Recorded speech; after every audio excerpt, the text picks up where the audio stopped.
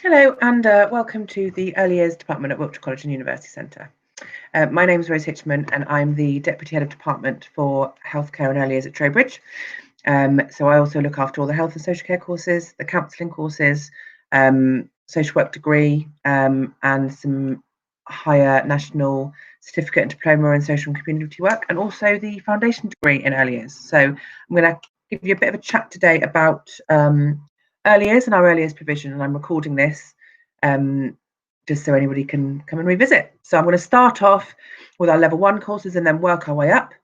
If anyone has any questions, please feel free to put them in the chat pod, and look forward to receiving your application. Okay, so our level 1 courses. So we have a couple of options for level 1, especially at Trowbridge. We run a diploma in vocational studies, which is based on giving a really broad understanding of both health and social care and early years provision. So if you're not quite decided whether you want to do early years or health and social care, this is a really good starting point. It will give you a bit of an idea about both. It has different units that will match each topic. So you may have units on employability, you may have units on health and social care, and you may have units on childcare, which will help you make a really informed decision about whether you want to go on and study childcare or health and social care. Okay. It's taught at all 3 campuses. You will need 3 GCSEs at grade 2 and a successful interview to join. So all of our courses, you'll be required to attend an interview, whether that's on the phone or over Teams, like a video call, or in person, dependent on COVID, really. At our Trowbridge campus, we're lucky enough to also offer a diploma specifically in childcare. There was a lot of demand for this, so we are able to run it. It will give you a really good introduction to working with children aged 0 to 5. So if you're really really sure that you want to work with children, this is a really great course for you. Again, you'll need 3 GCSEs at grade 2 and a successful interview. But lots of the units within this relate to skills and knowledge that you'll need to work in childcare, especially if you're looking to go into work in a nursery, and it will really enable you to kind of go up to level 2 and then level 3 to gain your early years educator. There's 10 units, which include creative activities, so lots of fun vocational stuff, keeping children safe, so safeguarding, and also quite a lot about encouraging children to eat healthily. Okay, so progression from level 1. So one of the main purposes of our level 1 programs is to enable you to progress on to the next level. You will continue to do level maths and English alongside your program, to aim to get you to a grade 4 at GCSE. So you'll continue doing that possibly through level 1 and level 2. In almost all cases, you'll need to pass your maths and English to be able to progress on to the next level of study. So it's really important that you fully engage in these sessions. Okay. The practical nature of level 1 will suit you if you are kind of re-engaging with learning or returning to learning, or possibly if you've been doing some work and you're thinking about retraining. So really consolidating all of your learning before you go off into work in an early years sector. So level 2 diploma for the early years practitioner, which is our level 2 provision. So this is run slightly differently. It's not through BTEC. It's run through CASH, which is NCFE, which is a slightly different awarding body. I'll tell you a little bit about why. Okay, so the course information is a level 2 diploma for early years practitioner. It's really practical. It's equivalent to equivalent to 3 GCSEs. Sorry, that's a typo on there. And it's a 1-year course, so it's equivalent of a kind of GCSE, your GCSE year, as at that level. So at the end of the course, you'll be a level 2 early years practitioner, so you could work as an early years assistant within a nursery once you're finished. You need 4 GCSEs at grade 3 minimum, and be willing to undertake your English and maths and or. So if you've already got your English at a grade 4, for example, you would still need to do maths alongside. You wouldn't need to do English though. We'd also expect a satisfactory placement report. So if you have done any work experience, we really like to hear from what your placements have said before. We'd like also to see a good reference as well. So if your school is able to give you a reference, that would be great. And then a satisfactory DBS, which is a criminal records check. Okay, your exit route. So once you finish, you either go straight into employment if you want to. You can go do an apprenticeship and work and learn on the job, or you can come and join us on level 3 children's play, learning and development. Okay. So again, there's entry requirements there. So 4 GCSEs at grade D. You'd also want to undertake maths or English alongside, and get the DBS, that criminal records check. Lots of earlier settings and nurseries will not accept you if you have something on your criminal record. So that's something we'd really need to discuss. We can make a plan. We've got students in before, but we need to make a plan, and you need to disclose that to us really, really early on. Okay. So in terms of assessment for level 2, there's 14 units. 13 units are all skills and knowledge based, so you'll get a lot of this ticked off in placement. So we'll come and see you in placement, you'll collect evidence from placement, and those placements will either be in a school or in a nursery. And 1 unit is fully knowledge, which is all to do with child development, and you'll be completing around 250 placement hours. You'll spend a lot of time in placement. That will be every week, and also block weeks as well. So there'll be some weeks where you'll be in placement all week. We'll help you find those placements. Types of units. So again, safeguarding, that's really, really important. Safeguarding unit is at the pinnacle of everything that we do in early years. We basically want to keep children safe and keep them protected and ensure that they are well, essentially. Also promoting play, that's a really fun unit to do. Thinking about planning activities, what could you do with a group of children? Understanding how to support children's development, promoting positive behaviour. So actually exploring why is this child having a tantrum? Why is this child behaving in this way? Why is this child lashing out? We'd actually look at some of the reasons behind it. We'd also look at supporting needs of babies and young children with SEN, special educational needs, and support the planning and delivery of activity, purposeful play and educational programmes. Okay, so recommended resource there. So that's a textbook, which would be really, really great for you to get before you join us. Okay, progression from level 2. So, as I said just a moment ago, you may continue to join us on the level 3, where you want to stay with us, which is a BTEC qualification, which gives you the status of early years educator, which is that's the main goal. So you are a qualified early years practitioner once you've completed your level 3. You also can go and have employment as a level 2 early years practitioner. So may possibly working as a classroom assistant or a teaching assistant. But then there is also the option to go on to an apprenticeship. So please get in touch with us if you're thinking about an apprenticeship or any of those courses, because we can tell you a bit more. Okay, so level 3. So there's 16 units. It's a 2-year course. 16 units, of which 11 are mandatory and 3 are external. So there's lots and lots of units for you to complete. There is some externally marked ones. So unit 1, there is a proper exam, a written examination that's set and marked by Pearson. That's all to do with child development and theories of learning. So, for example, you will visit lots of theorists who kind of did lots of work and studies into how children learn, why children behave in certain ways. So that's a really interesting unit to learn. Unit 2 and Unit 4, so one of those happens in year 1, one happens in year 2. These are controlled assessments. So you're able to take notes in with you. We will set all that up for you, but that will be externally marked. Okay, so you will be set a time limit where you have to complete some work, and that will be sent off to Pearson to mark. So that one of those is about communication, literacy, and numeracy, and one is all to do with research. Okay. Equivalent to 3 A levels. It's a 2-year course. At the end of the course, you'll be a licensed early years practitioner. Throughout the course, you will do a lot of placement, which I think I'll tell you about on the next slide. Entry requirements is 5 GCSEs at grade 4. We'd really like you to have English, maths and science, although we sometimes can accept without maths. And there is options to do science as an evening course alongside. So that's something that you might want to have a chat with us about, especially those of you that want to go into primary education. You will need to have your science GCSE. We also expect a satisfactory placement report if progressing from level 2.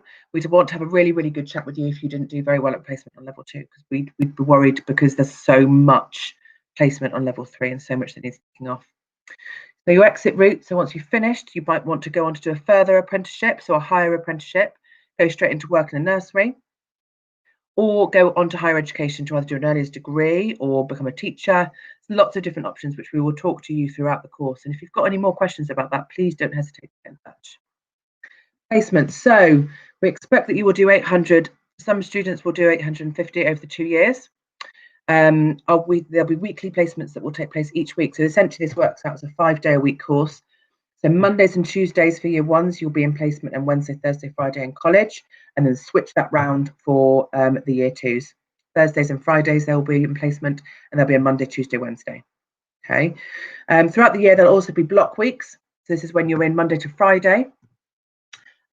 This helps you to get your allocated hours, and it also really gets you to target certain parts of evidence that you might need to collect, which you will do throughout. And there'll be certain weeks we say, right, this is what you need to be doing on your week on block placement.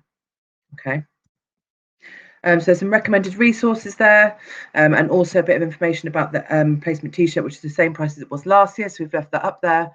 And these resources are really, really helpful, especially the first student book and the revision guide will be really, really helpful. So if you're thinking of joining us, we would definitely recommend you to grab those 2 books. Okay. DBS, if you are coming directly from school, you are aged 16 to 18, or have entitlement on level 2 or level 3, which we can talk to you about, you will not need to pay for your DBS. Okay. Other learners, so for example, 19+ learners, for example, if their employer is paying their courses to get them their level 3, they will need to pay for their DBS. And without your DBS, you can't go on placement. And that's something that needs to be organised really, really nice and early, because we do send you out on placement at the beginning of October, if not a little bit earlier. So you only have a couple of weeks to sort this out, and sometimes it takes a couple of weeks to organise. So we like all our students to be completely on it when it comes to DBS. Okay. So progression from level 3, as I said, you've got lots of different options. Lots of options. You are licensed to practice in the early years, so you can go and you can work as a nursery practitioner, as a fully qualified member of staff once you've completed level 3. Okay, you're qualified to work unsupervised, so you don't need to have somebody watching you work with children. You can go ahead and work normally in a nursery. So these roles could be an early years educator, a nanny, or working at a childminders. In terms of further learning, lots of our students do decide to go on to do some further learning. This qualification carries UCAS points and will meet admission requirements for many different courses, the equivalent essentially of doing A-levels. So you could go in to do something in special education, speech and language therapy, primary education. We would recommend you checking how many points you need, because that's what you can aim for in your assignments. So it's pass, merit, distinction, and you will get, at the end of your 2 years, you will get an overall grade, for example, that will have 3, it will be 3, so PPP, MMM, distinction star. So there's lots of different ways, but we can chat all of that through with you, so don't worry about that.